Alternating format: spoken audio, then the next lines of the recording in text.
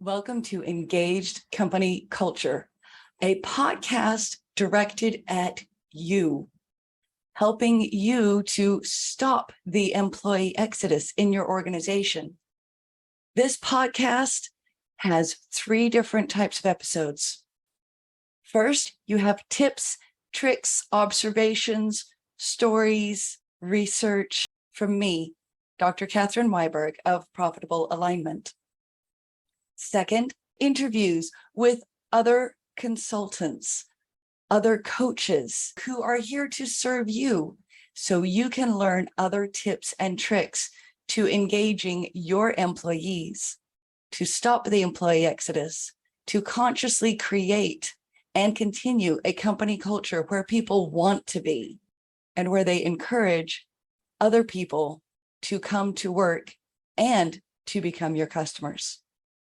Third, I interview other business leaders who have engaged company cultures and want to share their stories.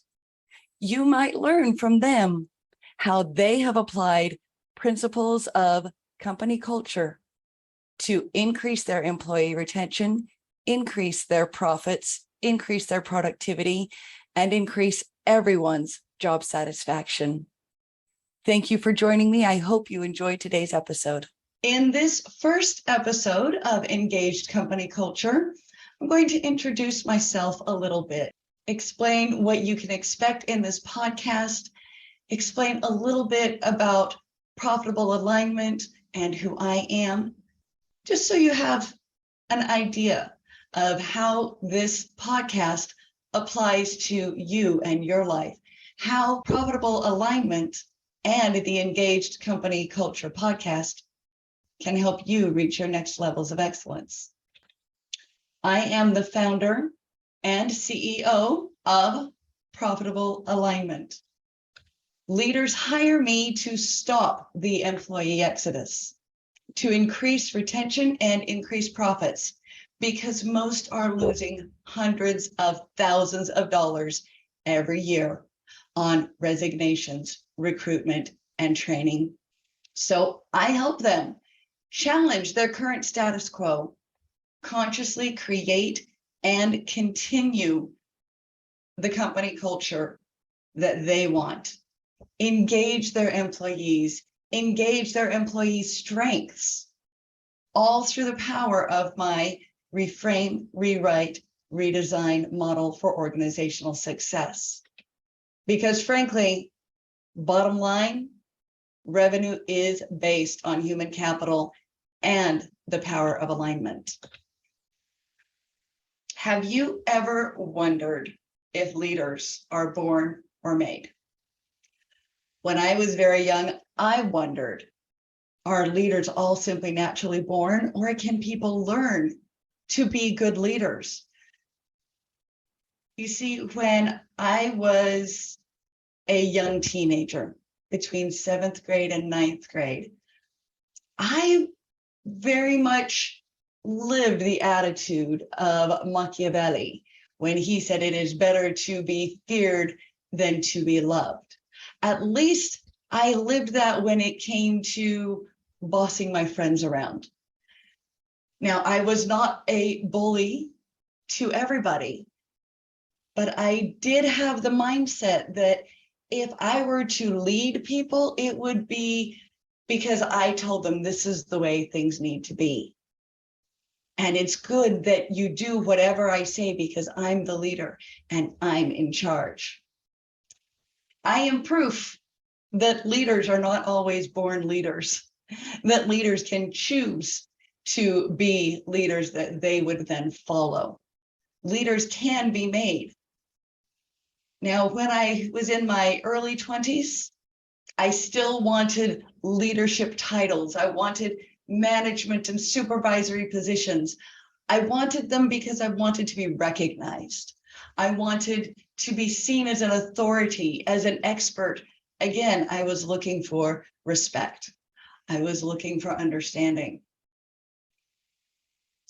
And I was looking for some accolades, some praise. In my early 20s, I met a young lady who's just a little bit more than a year younger than I am, who taught me a different way. She taught me that to be a leader is to help others to become leaders, that leaders truly do create more leaders and allow people to step into their strengths. Recognize that, yes, we have weaknesses, but we are not our weaknesses. We have weaknesses. We also have strengths. We are not our strengths. We are people who have strengths. And when two or more people work together, balancing their strengths so that if one is really good at talking to people and one is really good at keeping track of the information, they can still be equal and they can be a team. That comparison can become empowering instead of defeatist. Comparison becomes an opportunity to say, how can what I do well and how can I help that person or this person or the person I'm working with right now, instead of how can what I do make me better than somebody else, or how does what this person does make this person better than I am. The opportunity again becomes, how can what I do well help this person? How can what this person does well help me? How can we together become better? That was eye-opening for me. Suddenly, I didn't feel so insecure. I didn't feel like I needed the recognition. I didn't feel like I had to have the praise or the obedience. I suddenly realized I can choose. And if I want to lead people, I can influence them to be their best selves. I can emphasize the things they do well. The things they don't do well either will fade away, or they'll find another way to manage them, or I can find somebody else who does those things well to help out. Maya Angelou said, I've learned that people will forget what you said. People will forget what you did, but people will never forget the way you made them feel. That story I just told you is proof of that. I was in my early 20s at the time. I'm now much closer to 50 than I was then. Yet I've never forgotten the way she made me feel, or the way that my eyes were opened to what true leadership could be. One of my favorite managers I met after this other lady that I've just shared with you. This manager was very much a team player. She understood all of the tasks, all of the responsibilities, and all of the jobs of all of the people on her team. She had a team of 30 or 40 people, yet she could step into any role that needed help by month end and take on the responsibilities, take on the role, and help people catch up if they were getting behind. She could step in and train somebody new. She also could delegate and allow people to do what they did well, to learn new things, to develop personally and professionally, and to find ways to help other people. Because of her, I was able to start in an entry-level job and then use the skills and talents and passions that I had to create a job in that department that was special for me. She saw the value in it. I saw the value in it. I had learned what I needed to understand from the entry level, and then I was able to build on that to help the team in new ways. and in ways that they hadn't had that type of support for a while. She increased efficiency because she saw in me my skills, talents, strengths, passions, and potential. She also was fantastic at mediating. If two employees on the team were having issue with each other, having trouble communicating or other challenges, each of them could go to her individually and say, this is why I feel frustrated. This is what's going on. She would listen to each person, and then she would bring both together and help those two see eye to eye. If it were more than two people, she would do the same thing. When she said she had an open door policy, she meant it. If her door were closed, there was a reason. And people just came to understand and accept that. If her door is open and you need to talk to her, you can walk right in. Say, this is what's going on. I'm confused. I'm struggling. I'm really excited about this. You could share anything and she would listen, pay attention. I realized again, I could emulate her. I could become a leader I wanted to follow because I had such a fantastic example. It was also because of the confidence that I got working with her and reflecting on this other leader that I had known that I started my entrepreneurial journey, because I realized what I'm doing can help even more people. And I would like to be able to do that. She was fully encouraging. She also told me, if you ever want to come back, I'll have a place for you. Here's another fun thing. More than 20 years later, occasionally, some of my dreams at night, I am back working for her and with her. It's so funny to me, but again, just like Maya Angelou said, just like other experiences in my life, I remember how she made me feel. I was empowered. I was encouraged. I was mentored. I was taught. I feel certain if I were to run into her on the street, I would still be able to call her friend. And it's been more than 20 years. She was just that impactful in my life. As a result of her and others that I've seen, I decided I can learn. I've already learned and become a better leader. I have now spent decades studying, practicing, learning, revising all of my leadership opportunities and how to engage teams, how to build teams based on strengths, how to engage those strengths so that not everybody has to do the same thing. And because everybody has complementary strengths, complementary backgrounds, diversity in thought and worldview, entire company cultures can change. Teams, communities, families can change. Individuals can learn to become the leaders they want to follow and raise more leaders to the next levels of excellence.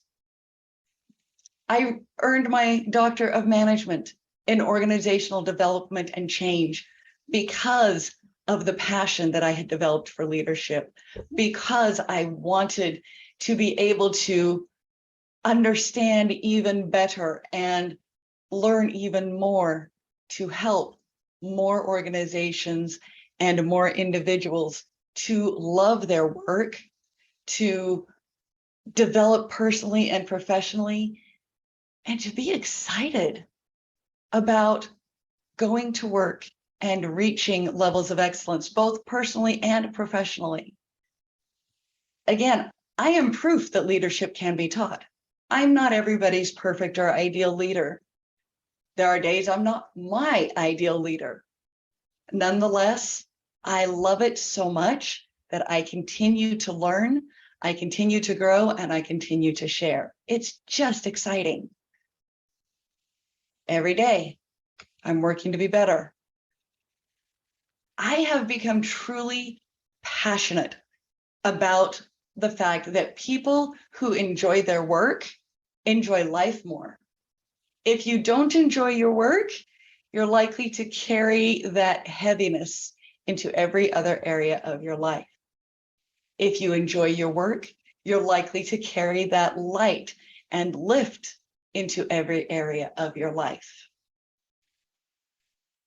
I am truly enthusiastic about the idea that every person needs to find work that will bring you personal fulfillment, personal revenue, and the professional aspirations that you envision. Sometimes on our path to finding the work that gives us passion, we have to do jobs that we don't love as much in order to pay the bills. However, I believe that even in the jobs that pay the bills, you can find joy. And you can continue to work toward finding or creating the job, the career, the business, the team, the culture that brings you that fulfillment and passion and joy. I've observed many people say, I hate my job. I don't like being here. I love asking people, how is your day? And really listening. And what do you love about your job? The people who respond with, my day's okay. I like digging in and finding out more. The people who say, I hate my job. Well, why is that? Why are you here?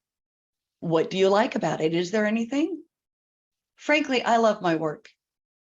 Every job I've had, every career I've pursued, every business I've started, every opportunity I've had to help others has been joyous for me. When it has not been joyous, I have found a way to fix it. Either I changed myself or I changed my circumstance. Because I don't like having that negativity feeding off into the other parts of my life. The attitudes of the people at your workplace will affect your company culture. You can affect your company culture. I've worked at a couple of places where I was so excited when I first got the job. And then I found pockets of the culture where it was dark and it was dour. I worked to bring light and joy and enthusiasm into those dark and dour places. It was always fun to see those places light up, even just a little bit, sometimes only temporarily. And then I would go to where I already felt light. I would enjoy my work. I firmly believe that I affected those company cultures. I know that I have affected company cultures with my positivity, and I have been affected by company cultures with their positivity, their growth, and the way they encourage and embrace their employees.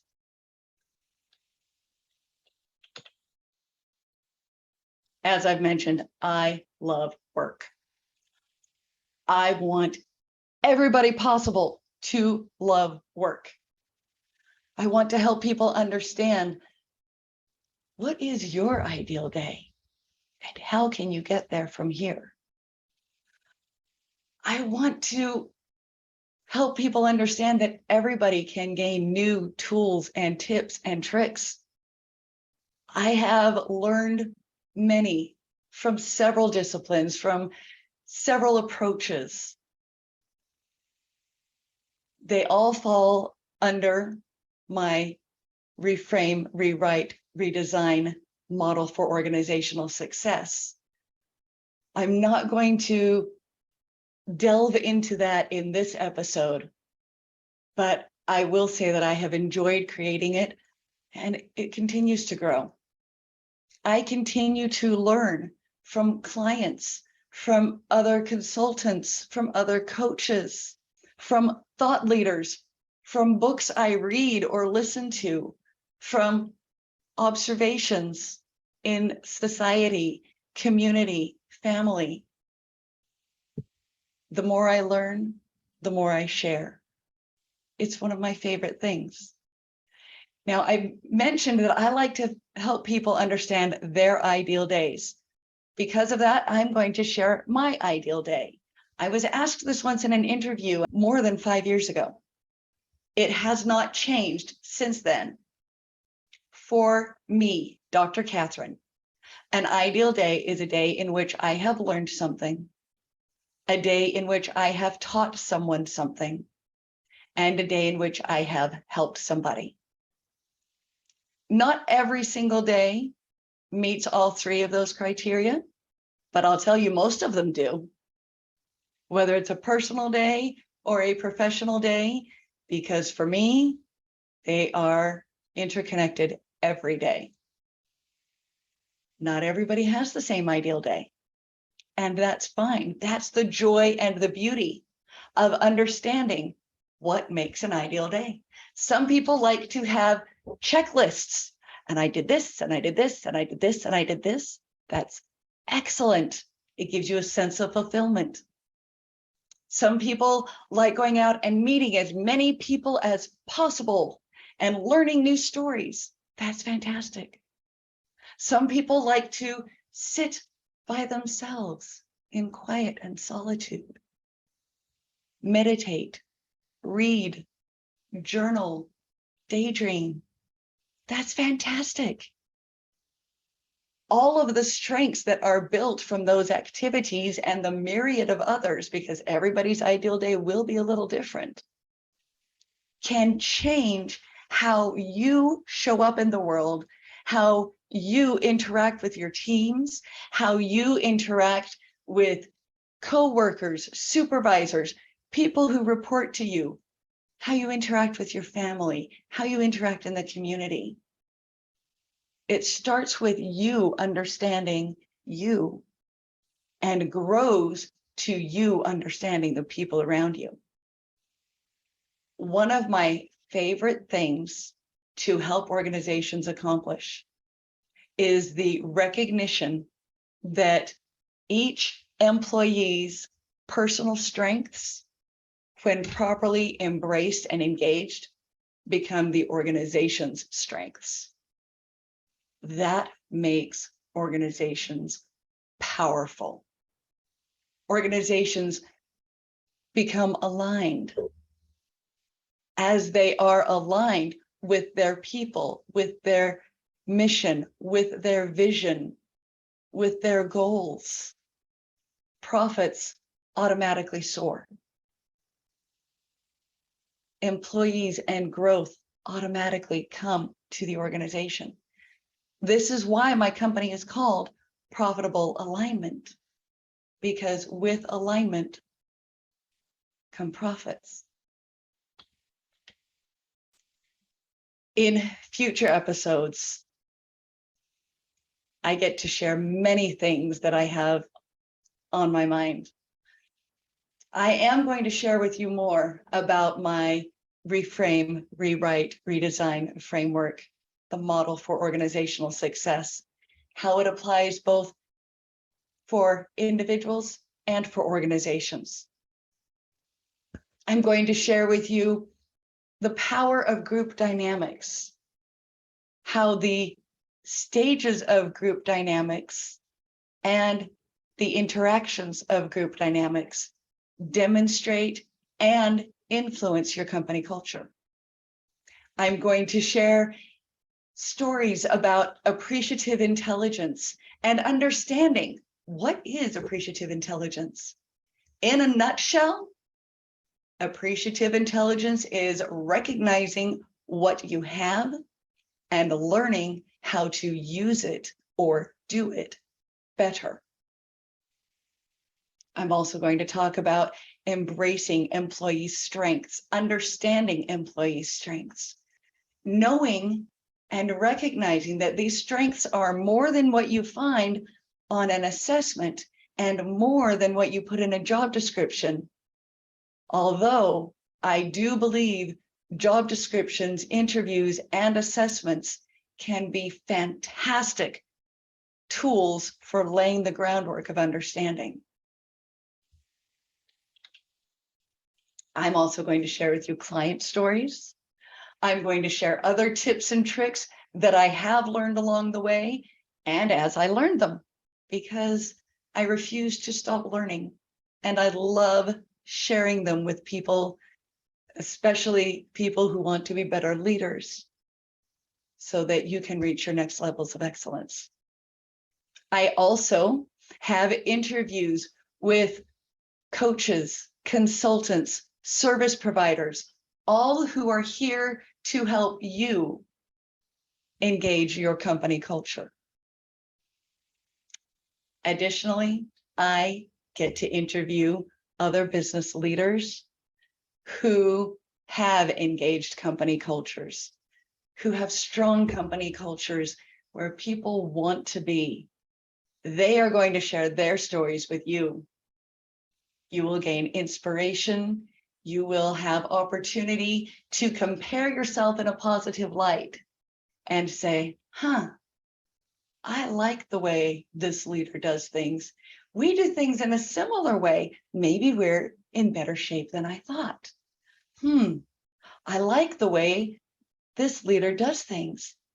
We could do it that way or try something similar. Again, causing comparison to become empowering instead of disenfranchising. I'm excited that you are here to join me on the journey. I hope that this episode has given you some insight into me and encourages you to stay around for all of the other fun episodes that I have planned and already scheduled. If you like this episode, share it with somebody. You're certainly welcome to listen to it or view it again as many times as you like. Subscribe to my channel, to the podcast, anywhere that you prefer to consume your podcasts. I am Dr. Catherine of Profitable Alignment. Let's work together to reframe, rewrite, redesign, and create the engaged company culture that you want. Thank you for listening to or viewing today's Engaged Company Culture episode. I hope you have enjoyed the episode. I hope you have learned something and have something that you can apply today to engage your company culture and encourage your employees to enjoy work, looking forward to Mondays instead of only looking forward to Fridays. If you liked this episode, please share it with someone else you know. Also, like and subscribe to Engaged Company Culture anywhere you listen to podcasts. Thank you and have a wonderful day.